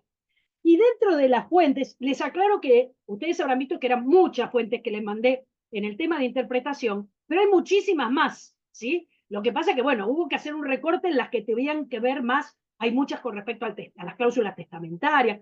Yo recorté a lo que era contractual y las que me parecieron más relevantes, pero hay muchísimas. El digesto está plagado de criterios y reglas de interpretación, ¿sí? Algunas se repiten prácticamente hasta con la misma palabra, pero bueno, yo puse las más relevantes, pero hay un montón, tuve que empezar a despejar. Ahora les voy a nombrar varias que están en digesto al principio, digamos, como fuentes, generales que están en Digesto 50-17, saben que es el título que se refiere a las diversas reglas del derecho antiguo que Justiniano recopila con la idea, presuntamente, de demostrar que todavía en el momento de la compilación todavía se encontraban vigentes, pero son todas reglas que citan, algunas extendidas en esta parte en general cuando eran para casos particulares, de los juristas clásicos, ¿sí? Y dentro de estas de Digesto 50-17 tenemos a Gallo en Digesta 50-17-56, que dice, en los casos dudosos se ha de preferir siempre lo más benigno. Marcelo, Digesto 50-17-192-1, en los casos dudosos no solamente es más justo, sino más seguro atenerse a la interpretación más benigna. Paulo, Digesto 50-17-90, ciertamente que en todos los casos, pero principalmente en los de derecho, se ha de atender a la equidad. Ulpiano, Digesto 50-17-9, en las cosas oscuras nos atenemos siempre a lo que es menos. Y Jaboleno, en Digesto 50-17-200, se ha de elegir lo que tenga menos injusticia. Con respecto a temas, estos serán en general, con respecto a temas específicos y dentro de la perspectiva contractual, podemos citar un fragmento de Ulpiano, que está en Digesto, este sí, está entre los que les mandé, Digesto 50-17-34, que dice que cuando se trata de interpretar el contenido de un contrato, hay que atenerse en primer lugar a lo que se pactó. Y si no apareciera claro lo que las partes estipularon, se debe estar a lo que resulta costumbre de la región donde se contrató. Y si esta no se da, comienza a jugar el favor de Vittori, porque la suma resultante será reducida al menor importe. La interpretación más benigna, bueno, también hay del jurista Paulo en Digesto 45-1-83-3, y en otras situaciones la duda puede surgir con relación al plazo de cumplimiento de la obligación. Así Pomponio, en Digesto 45-1-109, que dice, con respecto al plazo se debe considerar el más lejano y en cuanto al monto el menor. Ulpiano, en Digesto 45-1-41-1, nos indica que la inclusión del plazo es a favor del demandado. En realidad, la traducción dice reo. Ustedes saben que reo era un sentido mucho más amplio que el que tiene en la actualidad, que nos referimos al imputado penal, ¿sí? Reo era el demandado, no importa en qué contienda, ¿sí? O en qué tipo de juicio. En todo negocio jurídico es menester también distinguir entre la declaración de la obligación y su liberación. En el supuesto de la obligación, en caso de duda, se debe favorecer más su negación que su afirmación. Por el contrario, tratándose de la liberación, en caso de duda, se debe afirmar más que negarlo. Así, Paulo, en Digesto 44-747, desde una perspectiva más general del favor de Vittoris, establece que siempre que existan dudas sobre si un individuo se ha liberado de una obligación y esta duda no pueda resolverse con otros criterios de interpretación, se deberá optar por el presunto cumplimiento de la obligación y, por tanto, de la liberación. Por el contrario, si la duda existe acerca de la propia existencia de la obligación, ante la imposibilidad de interpretar válidamente su constitución, se deberá decidir por su no nacimiento. Con relación a la interpretación, Ulpiano en Digesto 45-1-38-18 establece que en caso de duda sobre lo que se ha indicado entre las partes en las estipulaciones, las palabras deberán interpretarse en contra del estipulante. Y en términos similares expresa Celso en Digesto 34-5-26. La ambigüedad debe interpretarse en contra de quien estipula. El mismo jurista, Celso, en Digesto 45-1-99 Principium, establece que si existen dudas acerca de las palabras expresadas por las partes, estas deben interpretarse a favor del que se compromete. Como contrapartida, todo lo que tienda a ser más estricta la obligación se entenderá como omitido. Hasta aquí los pasajes del Digesto que hemos citado se refieren a favor de Vittoris, que tiene su fundamento en la Stipulatio Romana, por medio de la cual el acreedor formulaba la interrogación, debiendo el deudor contestar y someterse a lo que el acreedor había preguntado. Por consiguiente, era justo, en caso de duda acerca de la interpretación, la presunción debía ser a favor del deudor, porque le correspondía al acreedor formular la interrogación en la forma más clara posible. Torrent afirma que en el campo del stipulatio prevaleció como criterio subsidiario la interpretación contra stipulatorem, dicho desde otro punto de vista, el favor de Vittoris. Si el estipulante expresaba en la interrogación el contenido y las modalidades de la prestación, mientras que el promitente se limitaba a asentir, se entendió que debía protegerse en mayor medida al promitente, y de ahí la regla ambiguitas contra stipulatorio. Esto él cita a Celso, Digesto 34.526 y Ulpiano 45.1.38.18. Con respecto a los pactos añadidos, acá estamos haciendo la relación con lo que vimos en la primera parte de la clase, Paulo en Digesto 50.17.172 Principium establece que cuando exista ambigüedad en un pacto agregado, un contrato de compra-venta, este debe ser interpretado en contra del vendedor. Y Florentino, en Digesto 18.1.43.2, también con particular atención al comprador, él dice que, bueno, en este caso no se trata de cláusulas ambiguas, sino que se trata del caso, lo tienen entre las fuentes, en que el vendedor en forma intencionada y dolosa habla con oscuridad o tratando de disimular. Y entonces se lo sanciona. Paulo, en Digesto 18.1.21, establece el principio más favorable al comprador de la siguiente manera.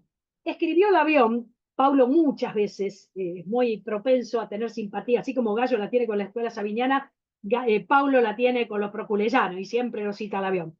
Escribió Labión que la oscuridad de un pacto más bien debe perjudicar al vendedor que lo hubiese expresado que al comprador, porque pudo, esto yo lo comenté en la primera parte, porque pudo, estando íntegro el negocio, expresarlo con más claridad.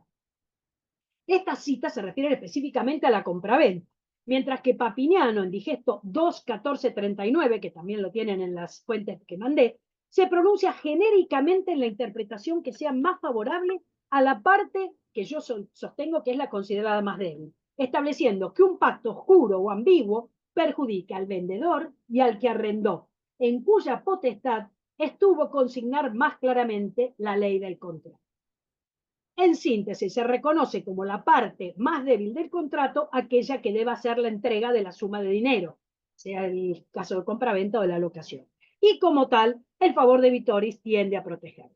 Y volvemos a Torrent, que dice que en derecho posclásico se entendió que el deudor, por el solo hecho de estar agravado con la obligación de cumplir con la prestación, debía beneficiarse de la ambigüitas que pudiera haber en el negocio. Este favor de Vitoris es llamado también favor promisoris, que parte del dato que las cláusulas han sido puestas por el estipulante, de donde el promitente debe ser protegido de esas cláusulas que consiente per adhesionem, sin considerar las posibles insidias que pudieran contener. Estos principios se extendieron a la venta y al arrendamiento a favor del comprador y arrendatario.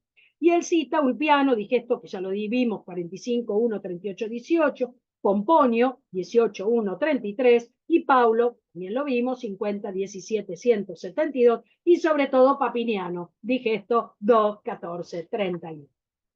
¿Cuál es la recepción en el Código de Vélez y en el Código de Comercio de estos principios? Ya van yendo primero al derecho intermedio, en partidas 733.2 infine, observamos una ley que recuerda el contenido del fragmento del jurista Ulpiano en Digesto 50.17.34. Dice, y si alguna de estas razones el juez no pudiere mirar ni ver, entonces debe interpretar la duda contra aquel que dijo la palabra o el pleito oscuramente, a daño de él y a provecho de la otra parte. Exactamente lo mismo que lo que decía Ulpiano.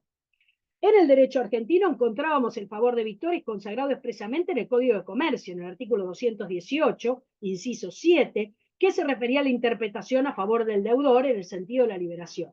También, de alguna manera, en el inciso 3 del mismo artículo, que regulaba acerca de la interpretación de las cláusulas, pronunciándose por la validez de las mismas. Dentro de la normativa del Código de Vélez, si bien el principio no se encontraba consagrado expresamente, podíamos encontrarlo en forma indirecta, como principio de interpretación, en el artículo 1198, primera parte, que resultaba concordante con el artículo 533 del Código referido a la condición. El artículo 778 del mismo cuerpo legal también establecía el favor de Vitoris en cuanto a la imputación del pago que realiza la ley ante la falta de imputación por los jueces. ¿Qué dijeron las 10ª Jornadas Nacionales de Derecho Civil, organizadas por la Universidad Nacional del Nordeste, en Corrientes, donde va a ser la próxima Jornada Nacional de Derecho Civil nuevamente. Esta fue en 1985, ahora en el 2025 va a estar Corrientes como sede nuevamente. Bueno, en esa jornada de 1985, las conclusiones de la comisión número 2, que era la que normalmente, cuando eran pocas, era la de obligaciones, con respecto al favor de editores fueron las siguientes. La regla a favor de editores es un precepto residual que debe ser entendido en el sentido de protección a la parte más débil en un contrato, lo que ahora llamamos favor debilis, justamente. Segundo, en caso de que el contrato no exista una parte notoriamente más débil, la interpretación debe favorecer la mayor equivalencia de las prestaciones. Tercero, la regla a favor de vitoris no se aplica a las obligaciones que tienen su origen en un hecho ilícito. De ley referenda recomendaban la incorporación al Código Civil como principio de la protección a la parte más débil, sin distinguir si se trataba del acreedor o del deudor, ¿sí? Nunca esa recomendación se plasmó, y tampoco la tenemos directamente en el Código, pero tenemos otras interpretaciones del Código Civil y Comercial. El principio a favor de vitoris, evolución normativa. El principio a favor de vitoris en la legislación argentina fue traspasando el límite del derecho privado para adentrarse en el derecho público, situación que se hizo más evidente con la reforma de la Constitución de la Nación Argentina, el artículo 1994, y la incorporación del artículo 42, con la sanción de la Ley 24240 de Defensa del Consumidor, con su modificatoria, la 26361, y también en virtud del contenido del artículo 46 de la Constitución de la Ciudad Autónoma de Buenos Aires, que hace extensiva la protección de los consumidores a los usuarios de servicios públicos. Acá Patricia, dominadora del derecho público, va a poder aportar muchísimo más, ya vamos a ver después. La protección se ha acentuado con las disposiciones del Código Civil y Comercial de la Nación, que entró en vigencia el 1 de agosto de 2015. Bueno, sabemos la definición de Ulpiano, que dice que el derecho público se refiere al Estado, la cosa romana, mientras que el privado se refiere a la utilidad de los particulares, que sugirió esta clasificación de derecho público y derecho privado. Bueno, esta definición de Ulpiano sigue inspirando en los tiempos modernos una teoría muy difundida, que sostiene la diferenciación entre derecho público y el privado en una contraposición entre interés general y particular o privado, ¿sí? Sin embargo, en los últimos 100 años del pensamiento jurídico, la clasificación se ha tornado más difusa, toda vez que existen normas o situaciones que no admiten tan tajante distinción. En efecto, y esto lo hemos padecido, el Estado, especialmente en situaciones de emergencia económica, se ha inmiscuido en la autonomía de la voluntad de los particulares, modificando contratos con sustento en el orden público o bien en el interés general. Por ejemplo, contratos de alquileres, depósitos bancarios, hipotecas. Por otra parte, y como paradigma del antedicho, y por haberse dictado fuera de cualquier emergencia económica, tenemos la Ley de Defensa del Consumidor, en la cual el Estado ha regulado expresamente y con fines tuitivos la relación de consumo, precisando derechos de los consumidores con relación a los proveedores. No existe una uniformidad en la doctrina privatista con respecto a dónde debemos incluir la ley de referencia, discutiéndose si pertenece al derecho civil o al comercial, o más aún si la misma integra el derecho administrativo. Como bien recuerda Mosetti Turraspe, son los civilistas, ahora privatistas, quienes han asumido el tema del consumidor. Esto lo vemos también en las jornadas de derecho civil, que ya hay una comisión de consumidor. La de obligaciones se dividió en la comisión de daños, en la comisión de consumidor, es decir, ha abierto muchísimas puertas y muchísimas comisiones.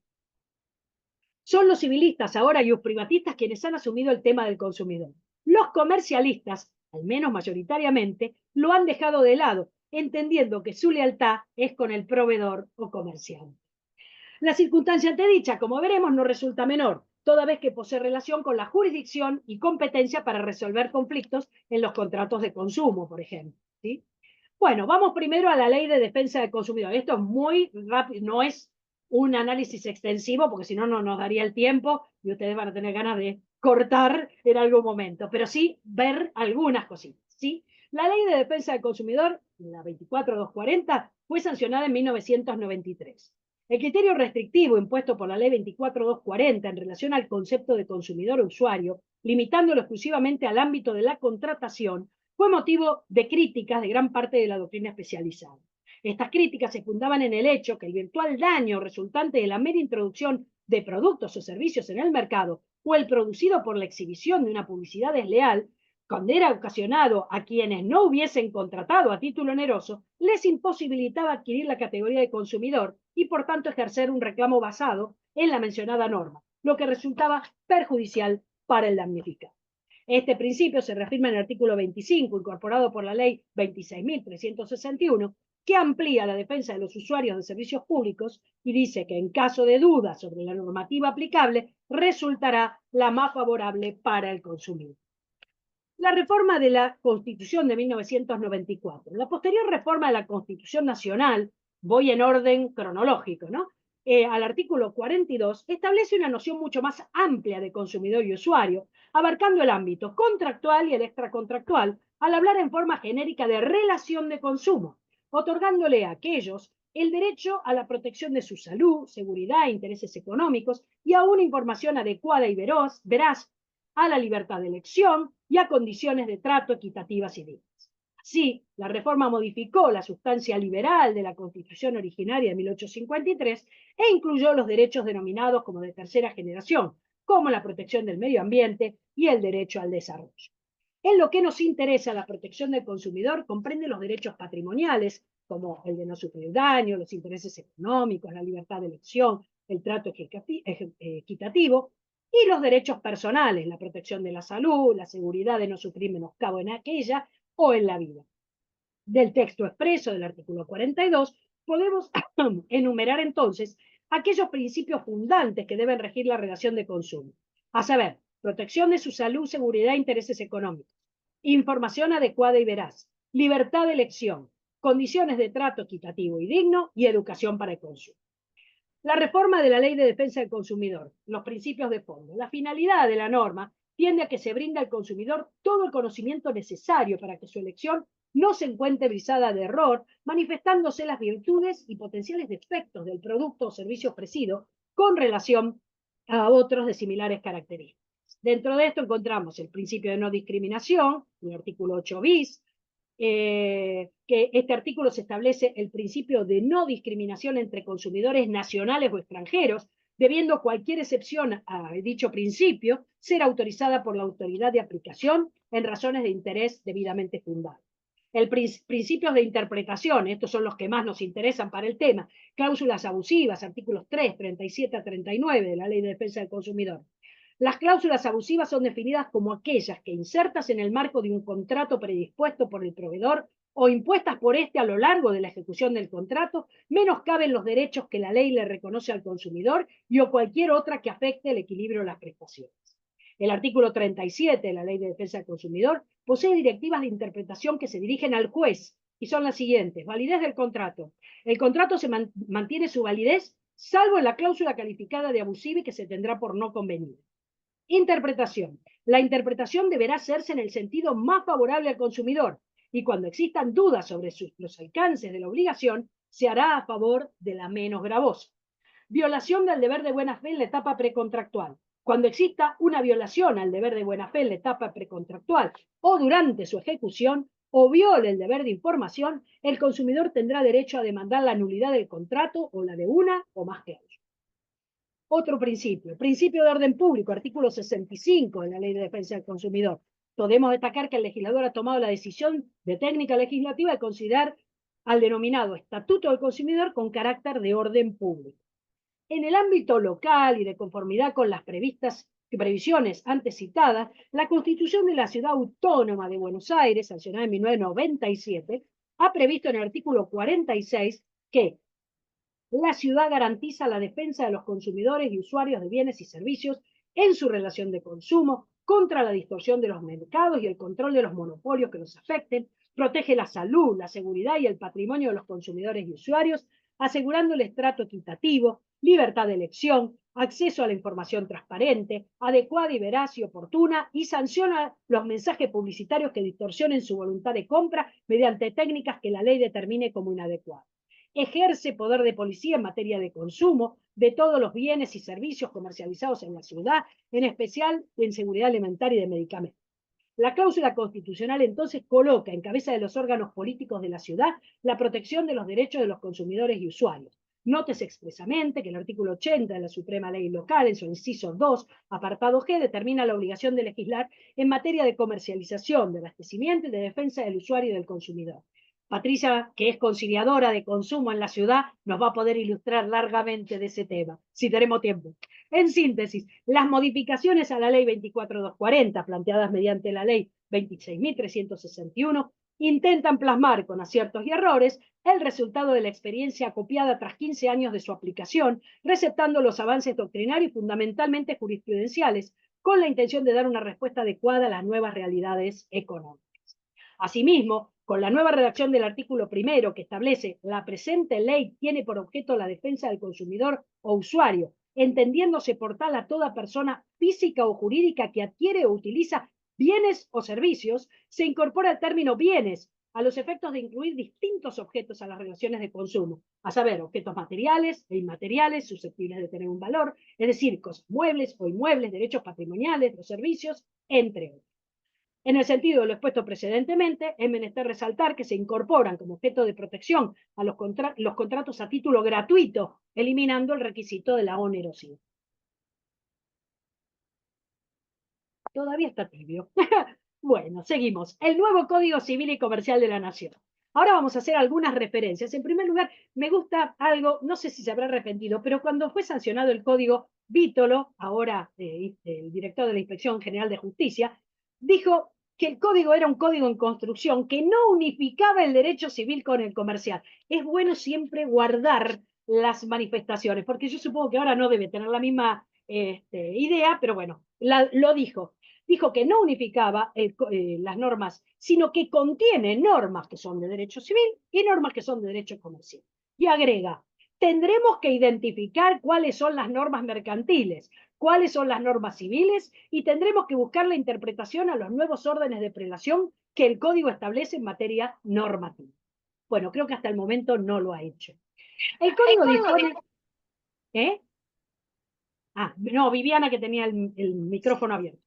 El Código dispone que contrato es, la definición de contrato en el 957, es el acto jurídico mediante el cual dos o más partes manifiestan su consentimiento para crear, regular, modificar, transferir o extinguir relaciones jurídicas patrimoniales, declarando en el artículo siguiente que las partes son libres para celebrar un contrato y determinar su contenido dentro de los límites impuestos por la ley, el orden público, la moral y las buenas costumbres. Estos artículos son contemplados por una acertada declaración sobre el alcance de la buena fe, que en el artículo 961 dispone: los contratos deben celebrarse, interpretarse y ejecutarse de buena fe.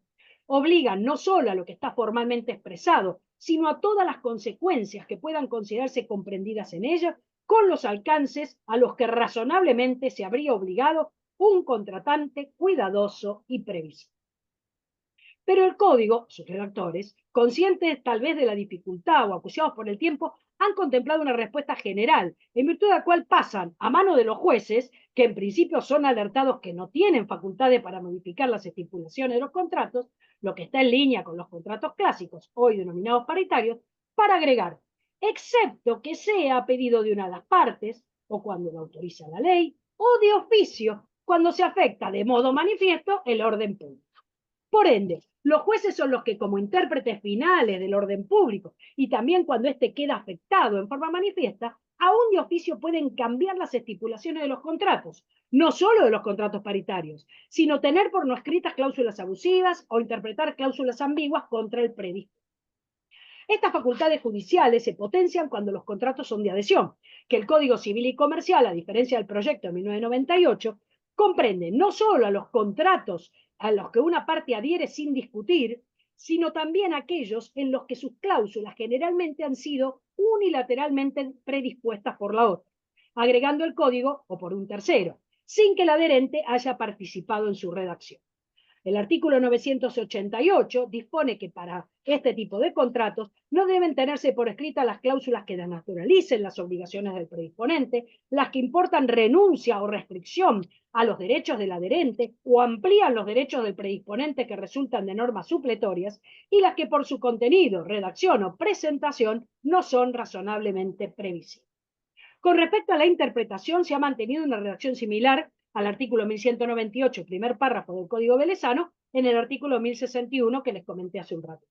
El principio de conservación del contrato estaba previsto en el derogado artículo 218 del Código de Comercio, deriva de su propia fuerza obligatoria e impide, en los casos dudosos, interpretar en contra de su validez, pues los contratos se hacen para ser cumplidos. Al respecto, el artículo 1066 del nuevo ordenamiento prevé: si hay dudas sobre la eficacia del contrato o de alguna de sus cláusulas, debe interpretarse en el sentido de darles efecto. Si esto resulta de varias interpretaciones posibles, corresponde entenderlos con el alcance más adecuado al objeto del código. Las cuestiones incorporadas en el Código Civil y Comercial que hacen este tema se relacionan con la interpretación restrictiva en los contratos de consumo, en la regulación de los contratos de consumo en la parte general de los contratos y en la definición de la cláusula abusiva y situación jurídica abusiva. Lorenzetti, en un trabajo, ya saben que el presidente de la comisión redactora del Código, sostiene: por lo tanto, el esquema en materia de interpretación es el siguiente. Los contratos en general deben interpretarse de buena fe, artículo 961.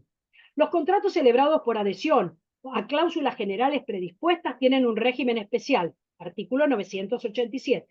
Los contratos paritarios tienen las reglas generales de interpretación, artículos 1061 y siguientes. Los contratos conexos tienen una regla especial, artículo 1074.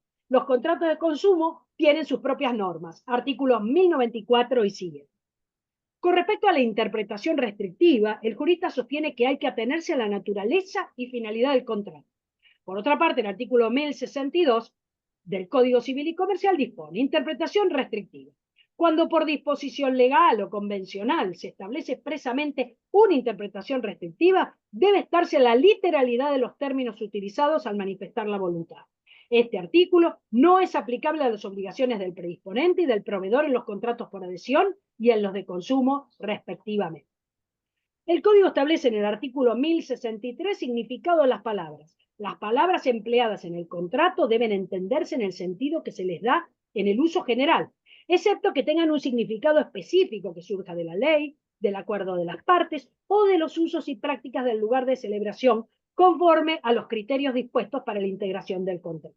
Se aplican iguales reglas a las conductas, signos y expresiones no verbales con los que el consentimiento se manifiesta. ¿Se acuerdan las costumbres del lugar en ese fragmento del digesto? Bueno, vuelve a reiterarse acá que hay que estar a esos para interpretar.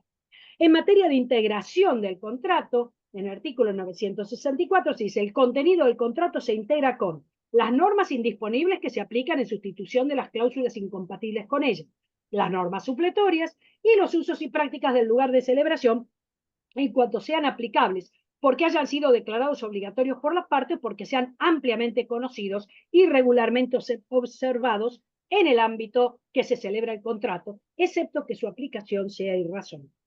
Pero uno de los aspectos más innovadores del Código es la fractura del tipo general de contrato, ya que se dedica un título a los contratos en general y otro título a los contratos de consumo. Es un método único en el derecho comparado y tiene un impacto directo en materia de interpretación. En la nota de elevación se dice: en virtud de todo ello, corresponde regular los contratos de consumo atendiendo a que no son un tipo especial más, como por ejemplo la compraventa, sino una fragmentación del tipo general de contratos, que influye sobre los tipos especiales. Ejemplo, compraventa de consumo. Y de allí la necesidad de incorporar su regulación en la parte general. Esta solución es consistente con la Constitución Nacional, esto todo lo dice en la nota de elevación, que considera al consumidor como un sujeto de derechos fundamentales, así como con la legislación especial y la voluminosa jurisprudencia y doctrina existente en la materia. Es necesario entonces, sostienen, regular tanto los contratos civiles como los comerciales y de consumo, distinguiendo el tipo general del contrato de consumo. Lorenzetti, en el trabajo que les cité, que les comenté antes, en una capítulo 6 titulado El principio a favor de Vitores y la equidad, manifiesta: el Código dispone en el artículo 1068, cuando a pesar de las reglas contenidas en los artículos anteriores persisten las dudas si el contrato es a título gratuito, se debe interpretar en el sentido menos gravoso para el obligado, y si es a título oneroso, en el sentido que produzca un ajuste equitativo de los intereses de las partes. Tradicionalmente, se ha interpretado que cuando hay dudas se debe interpretar que una persona no ha querido obligarse, porque hay que respetar la libertad, siendo la obligación una excepción.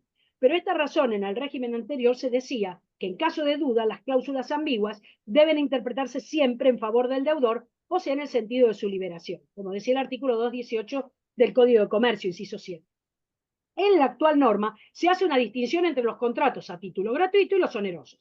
En los primeros es claro que debe buscarse el sentido menos gravoso para el obligado y el de menor transmisión de derechos. En cambio, en los onerosos debe buscarse el mantenimiento de la equivalencia, el logro de la mayor reciprocidad y no la liberación sí. Bueno, aquí hay algo muy básico acerca del código, porque no nos da el tiempo y no me quiero exceder, pero vamos a ver algunas situaciones con respecto a los aspectos más relevantes de la interpretación. En primer lugar, las reglas de interpretación de los contratos paritarios se establecen en el artículo 961 y se trata de una norma muy similar al artículo 1198 del Código de Vélez. Sin embargo, es más restrictiva, pues la anterior aludía a lo que las partes verosímilmente hubieran entendido, y este alude a la formación del contrato y la nueva norma se refiere a las consecuencias del contrato. En los contratos de adhesión, el artículo 987 dispone: las cláusulas ambiguas predispuestas por una de las partes se interpretan en sentido contrario a la parte predisponente. Esto también viene del contraestipulatorio. Contrato de consumo, regido por los artículos 1094 y siguiente, establece: las normas que regulan las relaciones de consumo deben ser aplicadas e interpretadas conforme con el principio de protección al consumidor y el de acceso al consumo sustentable. En caso de duda sobre la interpretación de este código, las leyes especiales, prevalece la más favorable al consumidor. Y el artículo 1095 dispone: el contrato se interpreta en el sentido más favorable al consumidor. Cuando existen dudas sobre los alcances de su obligación, se adopta la que sea menos gravosa. Y a modo de conclusión, el derecho en los últimos años del siglo XX en la República Argentina sufrió, y les hemos padecido, grandes cambios y transformaciones. Se dictó la Ley de Defensa del Consumidor, se reformó la Constitución Nacional, se dictó la Constitución de la Ciudad Autónoma de Buenos Aires y luego se reformó una Ley de Defensa del Consumidor. Por último, se ha aprobado y ha entrado en vigencia el Código Civil y Comercial de la Nación. Surgió la noción de consumidor, que se relaciona con el acto de consumo y no específicamente con la calidad de acreedor o deudor de una obligación o con un contrato en particular. Pero es de resaltar que el principio de la protección a la parte más débil, que tiene su origen en el favor de Vittoris Romano, sigue presente y fortalecido en la nueva legislación. Se trata de una regla de interpretación de cláusulas contractuales que, en caso de duda o si resultan vagas o ambiguas, determina que éstas deban interpretarse en contra del que las dispuso, del predisponente, y tiene su consagración en el derecho romano clásico, como lo testimonian gran cantidad de pasajes del Digesto. Como sostiene el profesor Guzmán Brito, pese a que los juristas romanos no hayan expresado alguna teoría sobre los principios del derecho, nosotros podemos suponer a priori que ellos desarrollaron su arte con base en ciertas ideas con carácter de principio, de las que extraían conclusiones específicas. El nuevo Código Civil y Comercial contiene sutilezas que tienen relación con los grandes cambios de los últimos 30 años. Nos hace replantear el derecho comercial en la Argentina actual, pero la esencia y el germen de la protección a la parte más débil sigue presente en la nueva legislación y tiene su origen en el favor de Vittoris Romano, pues como afirma el profesor Rinaldi, los principios y fundamentos del derecho de nuestros tiempos están en el derecho romano, contribución invalorable de tantas generaciones de ius romanistas al progreso y felicidad del género humano. Y finalizo con otra frase del profesor Guzmán Brito que dice: sin principios que sustentaran su labor, los juristas romanos no hubieran sido más que unos modestos empiristas y jamás hubieran podido desarrollar la ciencia que crearon, de cuya superioridad es prueba la persistencia que la ha acompañado a través de los siglos. Muchas gracias por su paciencia. Excelente, Mirta, muchas gracias. Qué hermosas y las conclusiones preciosas, las conclusiones que has traído a la mesa y al curso, excelentes realmente. Muchas, muchas gracias. Muchas gracias. De seguir agradeciéndote, abro nuevamente la ronda de preguntas. Vamos, Patricia, levantá la mano. Patricia. Sí, porque nos puede contar de todo lo que se reguló últimamente en cuanto a los consumidores en la ciudad, porque ella es conciliadora por concurso. Entonces, bueno, es toda no habría esa brecha, pero es toda una brecha que ayuda muchísimo. Así que, bueno, Patricia, por lo menos hace algo para que tengan lo último de la ciudad autónoma. No, claro, tal vez partir de una base que yo, como yo interpreto en particular, primero, los civilistas no se quisieron resignar, entonces incorporaron al contrato de consumo, que en realidad no es un contrato, es una relación jurídica especial. Lo que pasa es que no quisieron perder, digamos, el ámbitus, ¿no? Y el ámbito de regulación, o mejor dicho, el bien jurídico a proteger, es distinto. En el contrato, la cláusula predispuesta, ¿sí? Hablando de la adhesión, o del paritario en el ámbito de la interpretación, que muy bien explicó Mirta, el bien jurídico a proteger es la libertad contractual. ¿Bien? Que eso es la definición del propio contrato, ¿sí? O sea, partimos de un bien jurídico, la libertad. En el ámbito de las relaciones de consumo, el bien jurídico a proteger es otro, es la igualdad. Entonces, lo que está quebrado ab initio es la igualdad. No podemos hablar de libertad si ya no hay igualdad. ¿Entienden? Entonces, se parte de otra posición. Es como en el contrato de trabajo, ¿sí? Para entenderlo, el supuesto contrato de trabajo. Si no tenemos igualdad, ya no podés aplicarle las reglas de interpretación de un ámbito en el que se protege la libertad en cuanto a la redacción de su contenido. Bien, entonces, claro, si vamos a interpretar el código como nos lo están proponiendo, yo diría, bueno, entonces dejaron para la ley de defensa del consumidor el hecho del consumo, porque es mucho más amplia la ley, como dijo acá Mirta. Y acá me metieron si hay estrictamente un contrato de consumo. Pero entonces también sería una visión sesgada, Claro. porque digo, es mucho más amplio el derecho del consumidor. Pero vuelvo a repetir, creo que esto a la larga, ¿vieron? La Corte lo hizo ya dividió las aguas y dijo no, con el fallo Bisotti cuando dijo, el trabajador es un sujeto de tutela judicial especial. Es decir, lo separó. No vamos a aplicarle en absoluto la regla de cualquier contratación. Bueno, faltaría un fallo que diga, el consumidor es un sujeto de tutela especial de índole constitucional, porque así lo dice la Constitución, lo dice el 42, Sí. dejemos de mezclar las cosas. Por supuesto que tendríamos que tener las jornadas de derecho del consumidor, no las jornadas de derecho civil. Pero bueno, mientras tanto agradecemos que los principios generales sí se recepten y entiendo que en Roma no se protegió estrictamente a la parte más débil, porque había contrato paritario, entonces estaba el favor de Vitores. La protección de la parte más débil es de nuestros tiempos, porque sí hay, las relaciones de poder cambiaron, desde la misma estructura estatal. Entonces hay otras estructuras y hay otras relaciones de poder. Entonces acá en el consumidor se protege a la parte más débil. Y el favor de Vitores lo seguimos dejando en el ámbito civil, ¿sí? Para decir, bueno, cláusula predispuesta para equiparar la libertad contractual. Esa es mi forma de ver las cosas, perdónenme. No, No, Patricia, sí, la ciudad muy avanzada.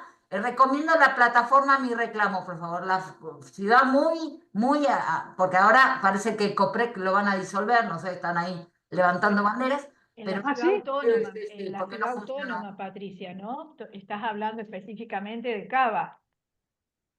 ¿Cómo? Estás hablando de Cava en particular. Sí, Claro. Claro, mira, recordá que Copreques. esto es bastante federal y los no, que no somos la de Cava Constitución es tenemos. federal. La Constitución es federal y todas las jurisdicciones deberían tener la instancia administrativa de consumo. Si no la Claro. tienen es porque hay omisión estatal. Nada más. Muy interesante, Patricia, muy interesante. Gracias realmente por el aporte. Y a Mirta, ¿qué decirle? Ha sido una asidua visitante de los cursos de este sábado. Nos ha aportado no solamente sobre la consensualidad, sobre los contratos en particular, y hoy los pactos. Díganme si no coinciden conmigo que el tema de los pactos es un tema que particularmente nos parece tan engorroso cuando llegamos a la cuestión Es cierto. que nos abruma y preferimos siempre dejarnos a un costado, concentrarnos en los contratos porque los pactos son muy aburridos, engorrosos y bien dado con una armonía y una facilidad y una ligereza que realmente felicito especialmente la charla de hoy, como las anteriores siempre, pero la de hoy en particular. ¿Alguien más que quiera hacer alguna pregunta, alguna acotación? Por cierto, Mirta, que hay muchas felicitaciones en el chat, que creo Sí, muchas gracias. con tanto afecto que todos Un tenemos. gusto, realmente un gusto. Agustín, lo dejo a Agus para que haga el cierre. Felicitaciones, doctora Álvarez, como siempre, Muchas gracias. nuevamente en Córdoba, en el curso de posgrado de Derecho Romano. Lo que les informo que el próximo sábado es la entrega de los trabajos finales del curso. No va a haber conexión, sino únicamente enviar por correo tanto la doctora Echenique como la doctora Filippi de los trabajos finales del curso. Recién la próxima clase virtual va a ser el 7 de diciembre, donde contaremos con la conferencia de la doctora Carla Maxidori. Así que los esperamos nuevamente el 7 y hacemos el cierre ya del curso de posgrado. Y espero verlos pronto, si Dios quiere. Les Muy deseamos buen un hermoso fin de domingo semana. para todos. Que descansen, que aprovechen el buen clima, el buen tiempo y nos vemos nuevamente en modo virtual el sábado 7 de diciembre en la conferencia de esta queridísima amiga y recientemente dignificada con un cargo magnífico como es la de decana, no le digamos directrice, sino la decana de la Facultad de la Federico II de Nápoles, maravillosa. A quien le auguramos un desempeño estupendo. Bueno, un Muchas cariño gracias. inmenso para todos, Agustín.